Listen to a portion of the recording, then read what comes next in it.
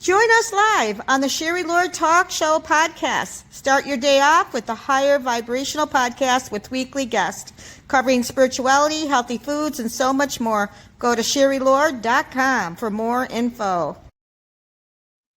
Hey, welcome everybody. Thank you for joining us every Tuesday. We appreciate you and our followers, and please like us and share our page. And we have a fantastic, amazing guest today, and we love him. He is amazing. His name is David Young. He is an award-winning musician, a gifted channel, and also travels and hosting his signature workshop, A Portal Between Heaven and Earth. And we also sent out everybody the video, and we hope you enjoyed it and that you shared it out. This is from David Young. Remember him. I have some of his CDs. Make sure you get it, and his books. He's going to talk about himself a little bit here and what he's up to. And he is amazing. He's natural at this. And the other thing we want to say is the missing years of Jesus and Mary Magdalene. So welcome, David. Thank you for being on our show. Oh, it's a pleasure, Sherry. It's great to share this information and to share this other side of their story that people started experiencing at my events. And just imagine that, you know, starting in 2014, I started to do 4 meditation events a week. Okay. And just imagine each one of those events had 20 or 30 people. I'm one of the original sound healers. You know, I started doing this and traveling and as doing it. Now everybody knows about sound healers, but I was the first one to tour like this. And I used my musical abilities because I played 2 flutes at one time, and I also sing and play guitar. I don't do that at this. I don't do it at the same time. You know, I'm either playing the flutes or I'm singing. Yeah. And so I would do these 3-hour events 4 nights a week that would have me teaching and sharing things about my books, but it would also have me doing like a 25-minute flute meditation where I was playing 2 flutes at one time, and it put people in this altered state. And after the meditation was over, I would ask the audience, you know, who wanted to share their experience. And it was amazing because sometimes there were 4 or 5 people who were giving the exact same experience. Yeah. Long experiences, things that would take people like 2-3 minutes to explain the whole thing. And after about a year, something that was very odd happened because during that year, over 1,000 people had had experiences where their mom or their grandmother or their best friend from childhood who died young had appeared to them playing. And in the beginning, that was a shock, a real shock. But, you know, after a couple of months of it, 4 nights a week, it never stopped. So it became reality, I guess, you know. Wow. And yeah, oh, you can't believe the things that people shared. It was incredible. And I got used to that after a year, but after a year, something weird happened. And that was the weird thing was that Jesus, Mary Magdalene, and Mother Mary appeared to people at my events. And 3 people saw Jesus standing off to my right. And they completely described the exact same thing. Now, I grew up in a Jewish family, so like, where are you supposed to put that in your head when you hear something like that? That would be like if you grew up in a Christian family and, you know, your brother said, hey, you know what? Muhammad or Buddha or Krishna appeared to me this morning. And like, where do you fit that in your reality? You know? And so I was talking to a channeler by that point, okay? Because my first book was about my experiences with George Harrison from 2010 till I remember. I remember you having that at the International Trade Show. And we had a very brief, we don't always remember everybody, but I remember a very brief conversation with you and that you had channeled that. And certain people to me, because I put on events, stand out. And you were one of the ones that stood out. And I remember 20 years ago, and I moved to Florida. you were doing, it was down in Venice. There was like these tents and there was some event going on and you were playing your music. You had the 2 flutes. You had people can listen to them. I bought several of your CDs and I loved them. They're very highly evolved, but the flutes were very calming. You can get into a meditation really well. And really, really sincere person. And you're very gifted at what you do. Well, thank you so much, Sherry. I started out playing at art festivals Right. in 1993, and I had a group called Celestial Winds with me Wow. and Lisa Lynn Franco, who played the Celtic harp. And Oh, we made wow. 3 albums under the name Celestial Winds, and we sold 100,000 CDs together. Okay. And then in 1995, she and I stopped working together, and I just started hiring like Yeah. the greatest musicians in the Yeah. world to make albums with me. And I made 70 albums of music with the greatest Wow. in the Wow. world. Yeah, like Ringo Starr's Wow. guys who are in Ringo Starr's band have made 3 albums with me. 2 guys that made 10 albums with Peter Gabriel, like Okay. all the way back from the beginning. They've made albums with me. Guys who played with John Anderson from Yes Yeah. and Kitaro. And, you know, I lived in LA and I had access to all the greatest musicians. And then I Yeah. moved to Minneapolis and I had access to all the greatest musicians in Yeah. Minneapolis. And then I started to, you know, my book, Channeling Harrison, came out in 2014. Wow. And I didn't believe in channeling. Yeah. You know, so like 3/4 of that book is me trying to convince myself that this stuff isn't real, you know.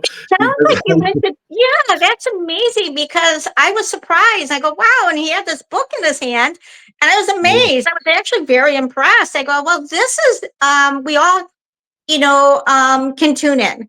But you had so many different awakenings on your path of levels of unfoldment, it feels like pivotal points on your life. But my question to you is, were you born to do music or did you always know it or did you come into it? Okay. I started playing the recorder in 3rd grade. And Wow. Okay. I was the worst recorder player in my class. The worst. Okay. I'm not a fast learner. You know what I mean? Some people it takes more repetitive things to something. And so by some, honestly, like a miracle, my school, my class was given a 2nd year the recorder, and I've never met anybody who got 2 Oh, years. wow. You know, and during the 2nd year, I started to get it. And by the end of the 2nd year, I had figured out how to play by ear. And, Oh, you know, yeah. Mm-hmm. you know, and then my parents recognized like I had this talent. I'd always win talent shows, and because the way I only played 1 flute at a time. Okay. I didn't start playing 2 flutes at one time until I was playing on Venice Beach with Lisa in 1990. And it was boring playing the same songs all the time. So I started to play 2 at one time to break up the boredom, and that became my trade. I sold a million. Amazing. Yeah, thanks. A million CDs of flute music, and I have no idea. It's got to be about. I'm in New York City, so that's Just part of it. Yeah. So I started doing these meditation events after my book came out. Yeah. And then Jesus, Mary Magdalene, Mother Mary started appearing to people. And growing up in the Jewish background, you don't know that Mother Mary is important, and you don't know anything about Mary Magdalene. Yeah. And there was a Catholic school. I grew up in a Jewish neighborhood in Brooklyn, and in the 60s. And there was a Catholic school that was a couple of blocks away from me that was called Our Lady of Miracles. And I used to think, like, what the heck does that even mean? What lady are they talking about? Like, that's how, when you grow up in a certain ethical or, right. Yep. Religious views and beliefs. Yep. You have no idea. So, like, what do you mean, Our Lady of Miracles? I mean, what lady could they possibly be talking about? You know what I mean? That's how clueless I was. But I Oh, have to say, wow. in 1995, so I started, Celestial Winds started releasing CDs in 1993. We made cassette tape Wow. speech in Okay. 1993. We sold 10,000 tapes between 1990 and 1992. And then in 1993, we started to make CDs. And, Okay. CDs changed everything because, you could sell a CD for $15, where a cassette tape you could sell for $8 to $10. Right. CDs were new. And so I had a really great reputation in the music business because I had Yeah. done things that, as an independent artist, like nobody had ever done. My Christmas album, Celestial Winds, became the biggest selling independent album in Canadian history in 1993 when it came out. Oh, And wow. yeah, it's called Christmas Morning, Celestial Winds Mm. Christmas Morning. And I have Christmas Morning is available as a musical card. You can see them on my website, davidyoungmusicandart.com. But there's a musical card that's called Peace on Earth. And the Peace on Earth musical card has that album. Oh, And wow. so then in 1995, right before I went solo, I was recording my album Bliss. Celestial Winds 1 was the first album. Christmas Morning was our Okay. second. Oceans of Love was our third album.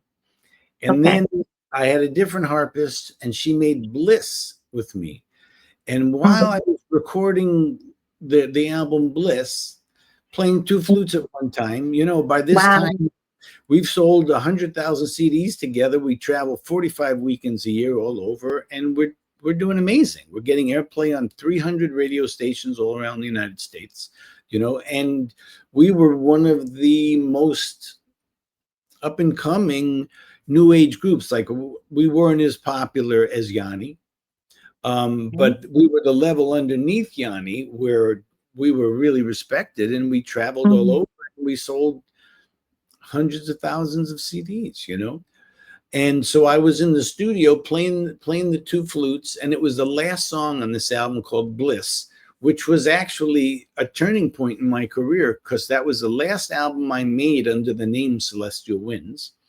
And from that point forward, I was David Young on all my albums, And Right.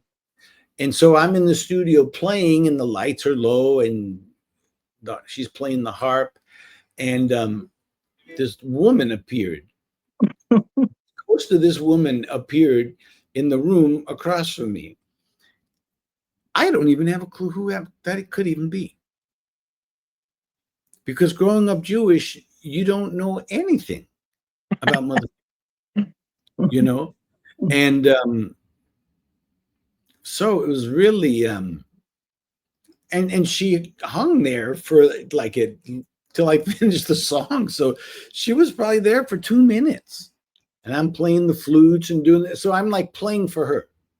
You know what I mean? If there's a lady in the room and you're a Wow. man, a musician, you're going to play for her. And so I play it. And so I didn't know what to name the song. Mm. And so, when you make spiritual music that does not have words, you close your eyes, you tune in, and you ask Spirit, okay, what should I name the song? Because you got to come up with something, if you don't have anything, you need something good. And the words that came to me is the heart of a rose. Oh. And I didn't know that when Mother Mary appears to people, she very often brings the fragrance of roses. Yeah. I have experienced that. I was doing, in 2015, I was doing an event with a channeler in New England named Anna Raimundi in Greenwich. Okay. And it was a whole special thing for Mother Mary. And this is like when she and Jesus and Mary Magdalene have been appearing at my events for probably 4 months. And I don't know what to think of any of this stuff. You know what I mean? Growing up in Brooklyn in a Jewish house, there was nothing that ever prepared me for this. You know what I mean? Like, yeah. And the night before, there was a smell of roses all over my head. And I was in my apartment by myself, and there was nobody in the apartment. And it smells like somebody's taking air freshener and spraying it all around my head. Mhm. It's so strong that I walk around all over my apartment to try to figure this out. And I can't figure it out. And I'm half asleep, so I go back to sleep. And that fragrance was with me for at least a half hour. And then the next night, I was doing this event where I was playing the flute. And when I was done playing the flute, Anna Raimundi came on, and she was speaking. And she said, you know, when Mother Mary appears to you, she very often brings the fragrance of roses. Mm. I'm like, oh my God. Then you know who it was.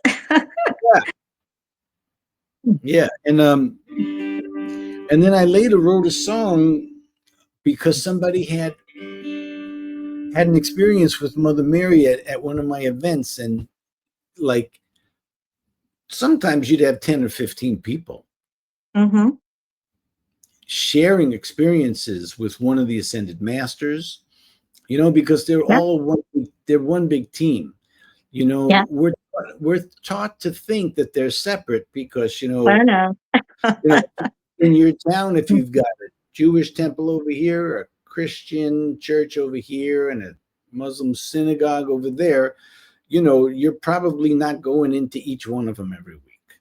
Mhm. You know, you're probably going into one of them and only one of them your whole life, you know, or at least until you're much older.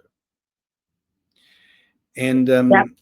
so I didn't know what to think about any of these people. But when people were sharing these experiences, this woman here's all these people sharing these really cool, amazing spiritual experiences, and she raises her hand. She said, well, I was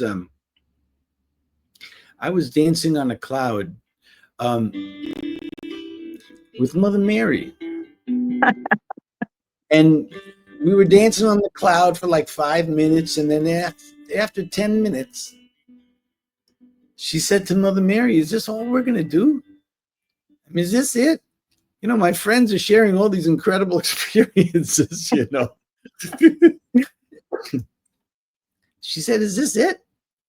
And Mother Mary took her hands like this, and she said, love is all there is. And with that, they flew straight up into the heavens, and it exploded like fireworks and then floated down like sparkles.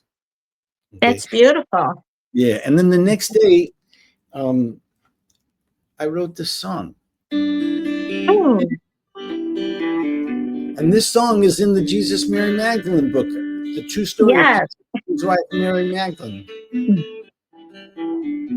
Because there's 12 QR codes that have my music in every chapter. So when you listen to the music, you're reading that chapter with the music that's meant for that chapter. Mother Mary,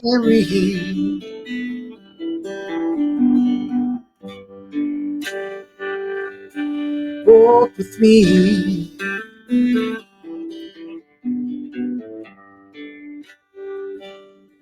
Mother Mary,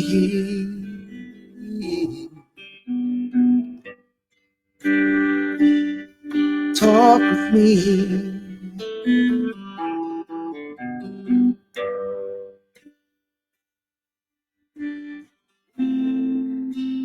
Show me where I'm going. Lift me with your smile.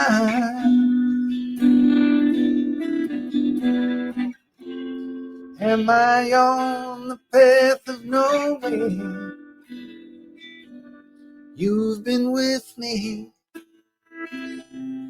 all the while.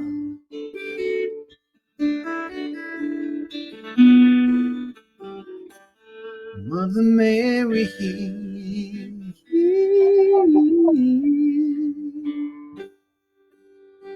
walk with me.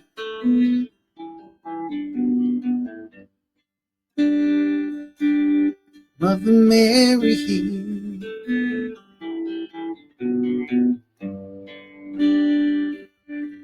talk with me.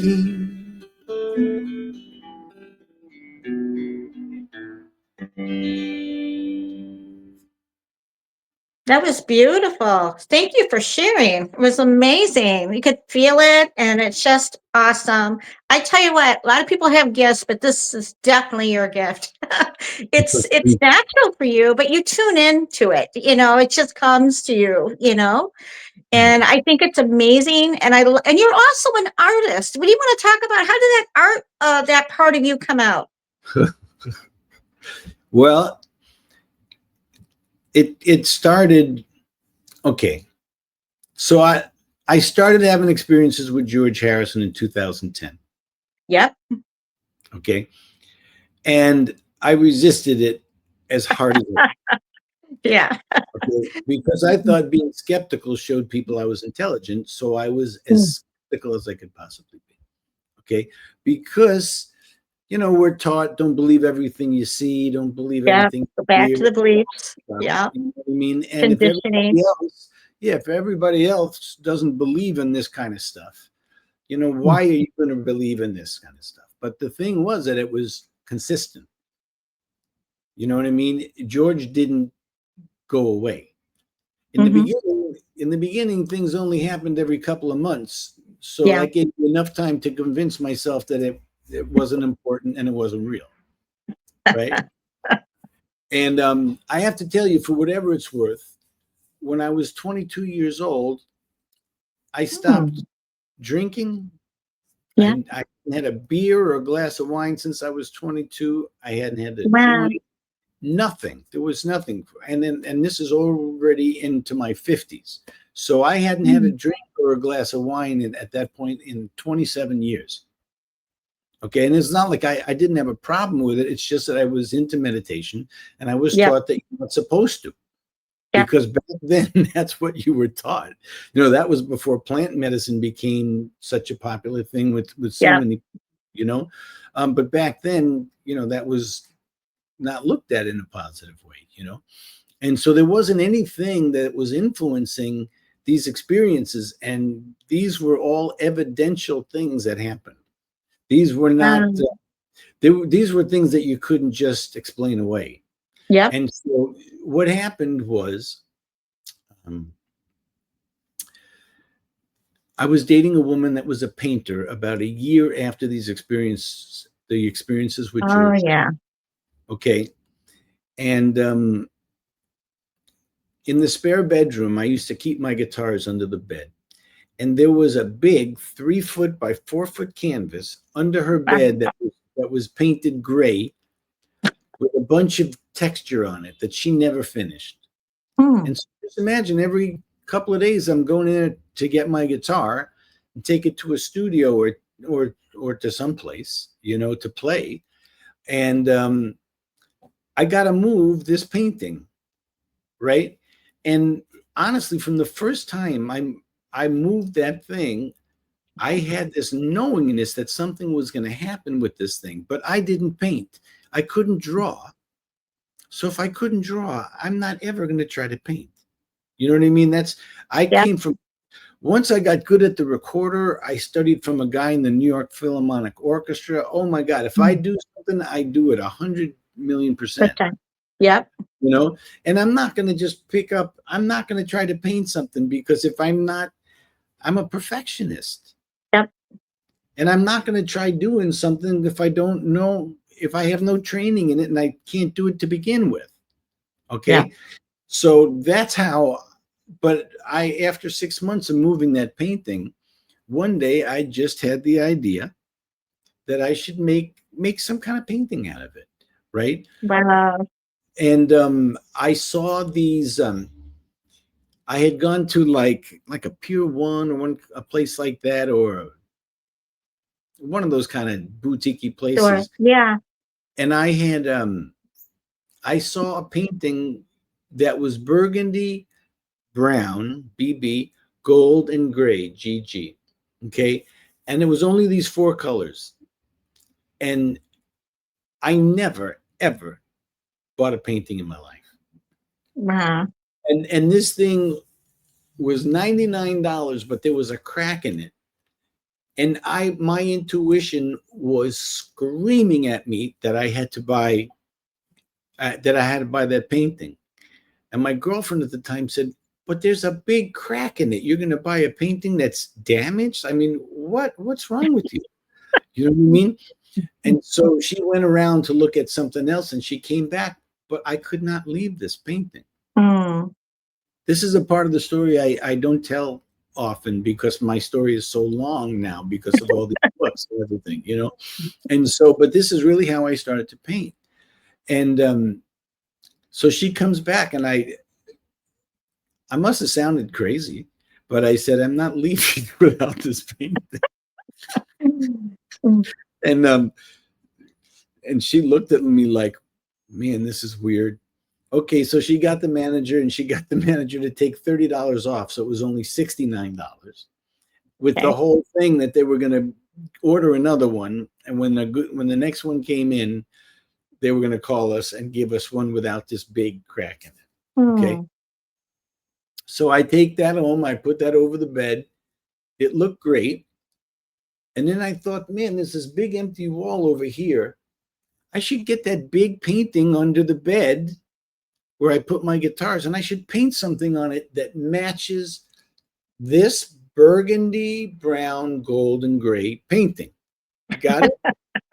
So I'm going to try to make it look like these two paintings were supposed to come together. Like, you see these two paintings? Here, let me just look a little bit. You see those two paintings? Yep. You see how they go together? Right? You know, so what I was going to do, I was making a second painting to match this first painting. And this thing happened to be 4 feet wide by 3 feet high. And I painted on this thing obsessively. Wow. For 9 hours. And if there's any comedy part of this thing, is that, like, after 2 hours, I said, okay, I'm done. And she washed the brushes, right? But then I'm looking at it, and being the perfectionist that I am, I'm like, you know, I got to add a little bit more here and there and here and there and here and there. So I started painting again. And then, and so she cleaned the brushes 7 times. Wow. Thick brushes, and they took 5-10 minutes to clean these brushes. And after the 7th time, she says, you know, I think it's great that you are so involved in your project. I'm not cleaning those brushes one more time. So I cleaned the brushes 2 more times. Wow. When I was done, it was 3 great pyramids. 1, 2, 3. No, wait a minute. 3 great pyramids. 1, 2. Oh, wow. And 1 gold pyramid surrounded by burgundy and brown. And a couple of weeks after I made that painting, my friend gave me a book on George Harrison's life. I see the connections. Yep. And George had a favorite jacket that he wore on the most important days of his life, because he had a spiritual experience with colors and these patterns. And I had painted these colors and these patterns the way he had a jacket made with that pattern and those exact 4 colors and that pattern of pyramids. Amazing.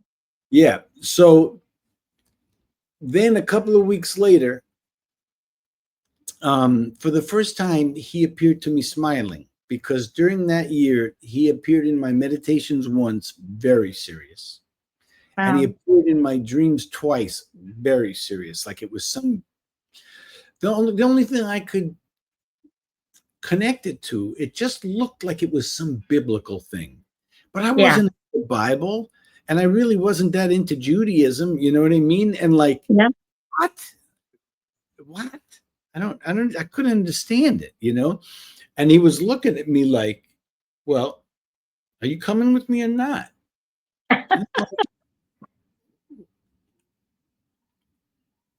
Why are you even talking to me?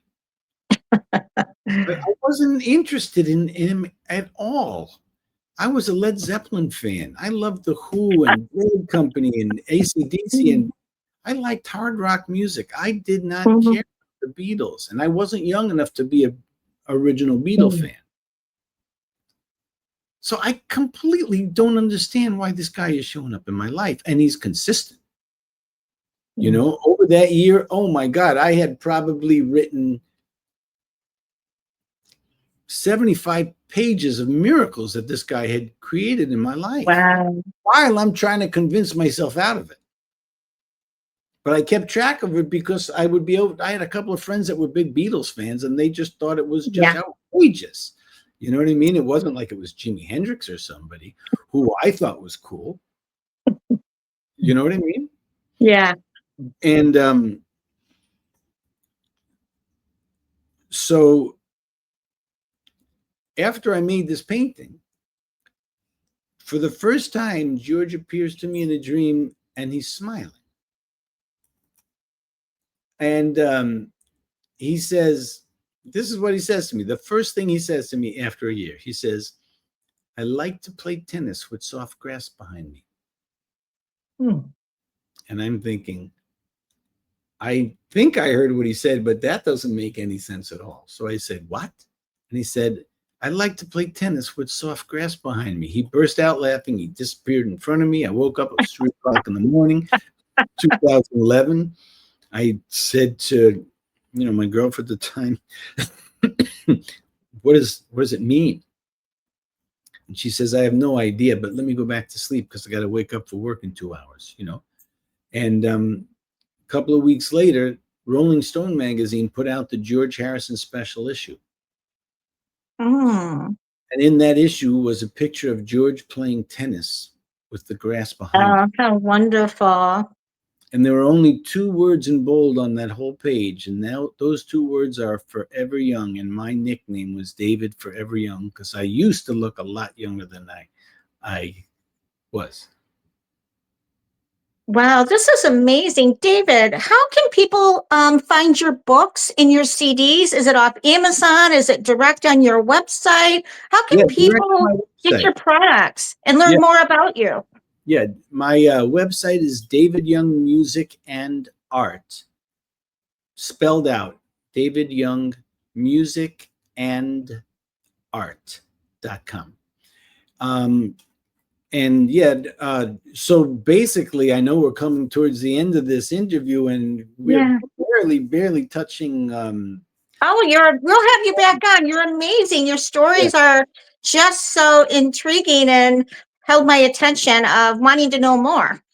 Well, let me tell you one last thing to kind of tie it all together. That's kind of going to be like a little cliffhanger before we do the next interview. Okay.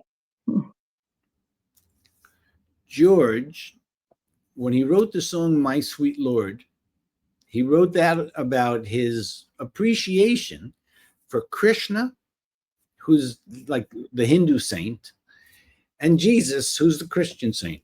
Okay, he wrote it for both of them. Yep. And John Lennon and Paul McCartney did not want to record that song because My Sweet Lord sounded like a Christian song, and the Beatles weren't about to do something that sounded like a Christian song. Okay, so George recorded that song on his own because he really believed in that song, and Jesus appeared to him. And Jesus told George that in his lifetime as Jesus, George was one of his biological brothers. And George did what any good man would do and fainted. And so the reason why George was sent to wake me up is because of my Jewish background. There was nothing that Jesus, Mother Mary, or Mary Magdalene could do to get through to me because I wanted to hear nothing about it. I was born Jewish. You know what I mean? Obviously, they were all Jewish also. But George was one of Jesus's younger brothers, one of Mother Mary's other sons. Yeah. And so they sent him to wake me up because he was a guitar player and I was a guitar player. They were thinking, oh, this is going to be easy. David's a guitar player. George is a guitar player. David's going to think George is the coolest thing ever, and this is going to be easy. But I didn't know how to play one Beatles song because I didn't think the Beatles were that cool because I liked hard rock and heavy metal. really, that's the truth. And so I resisted it. But I have to tell you that I learned so much about making great music from them, because I used That's to make awesome. that was too complicated. I didn't like things that were simple, Mhm. you know, because being a musician since I'm 7 years old, I got into all the advanced classical and the difficult things to Mhm. play, things that were really challenging.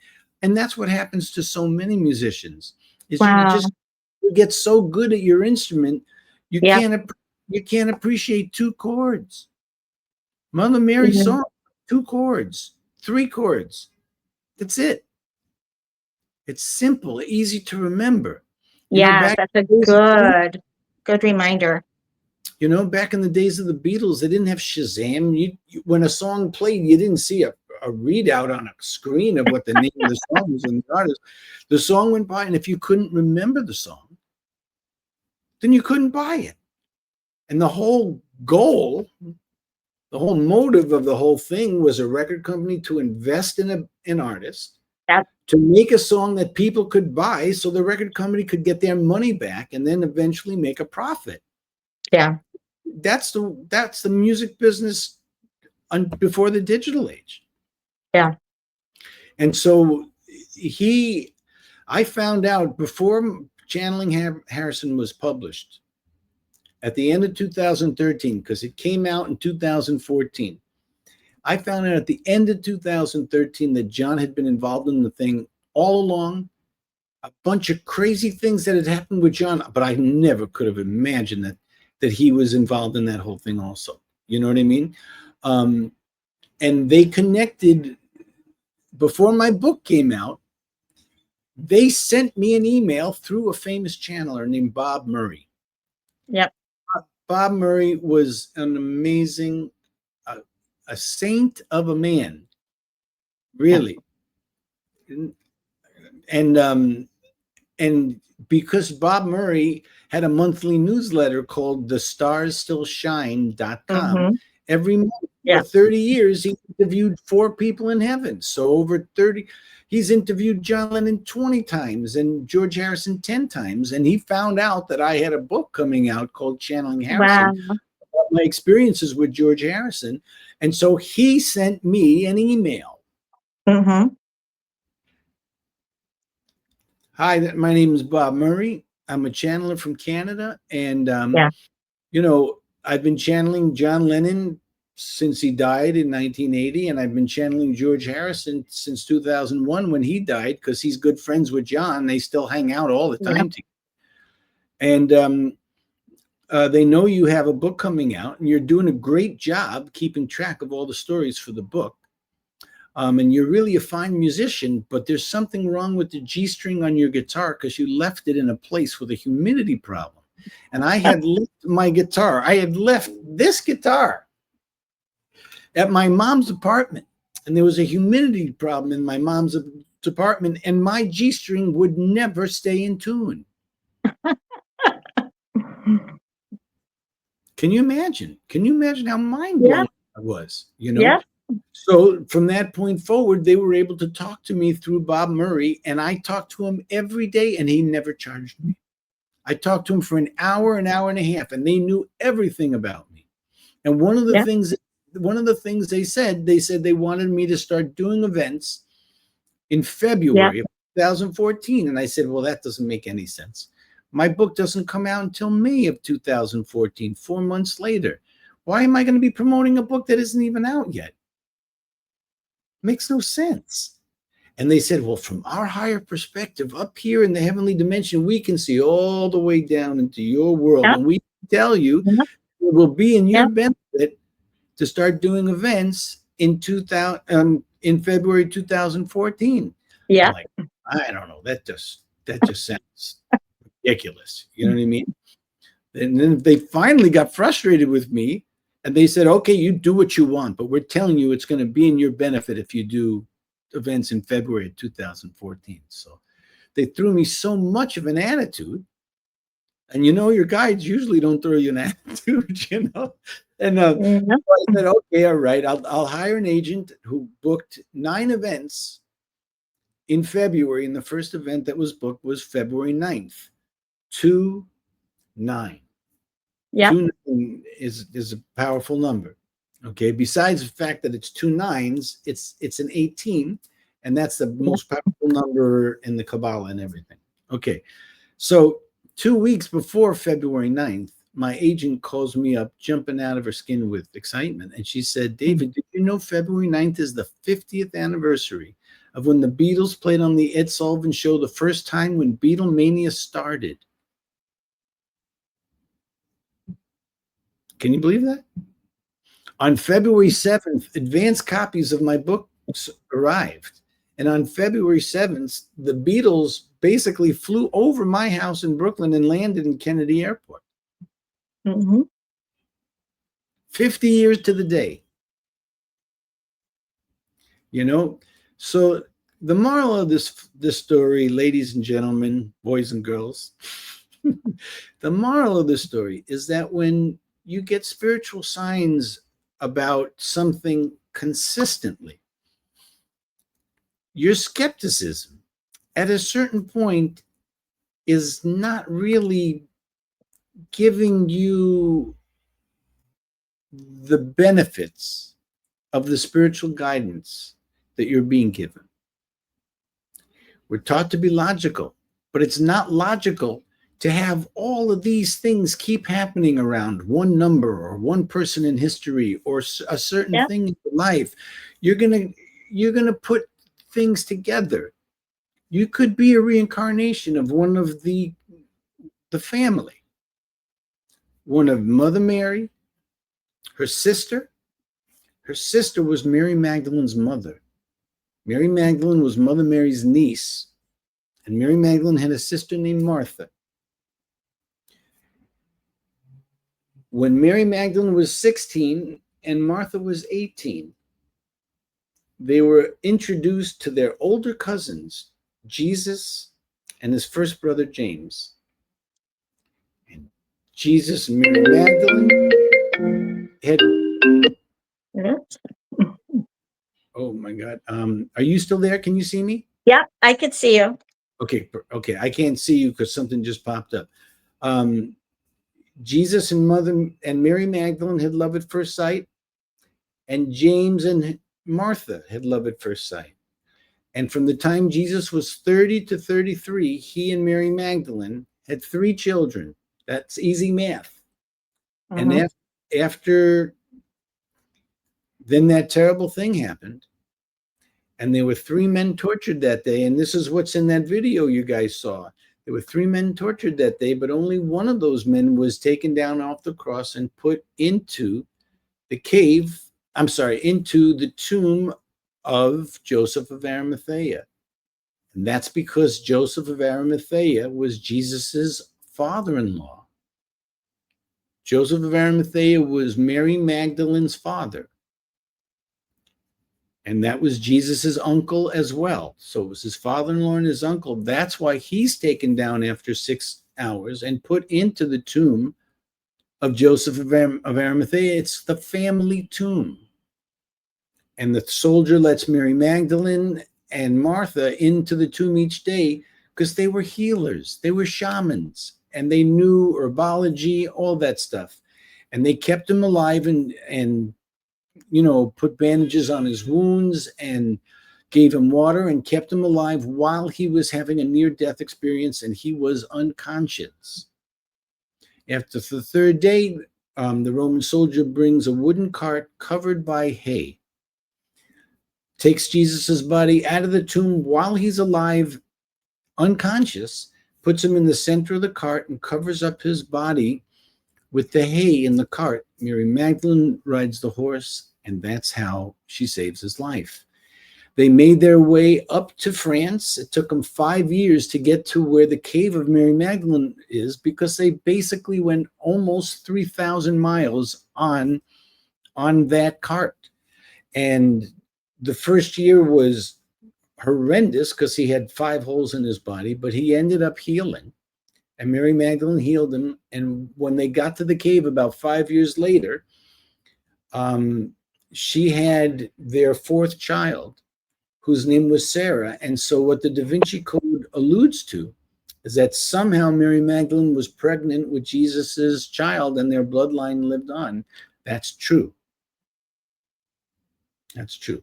Thank you. Thank you so much, David, for being on our show and sharing all the wealth of information that you have and your enlightenment and your unfolding on your path and your awakening as well, and sharing your message with others to really look at things in a different perception and truth. And thank you so much. And we'll have you back on. And I just want to say thank you to all our people who are watching. Please like us and share our podcast page and this video. Thank you again, David, and blessings to all who are watching. Have an amazing life and journey. International psychic medium and podcast host Sherry Lord.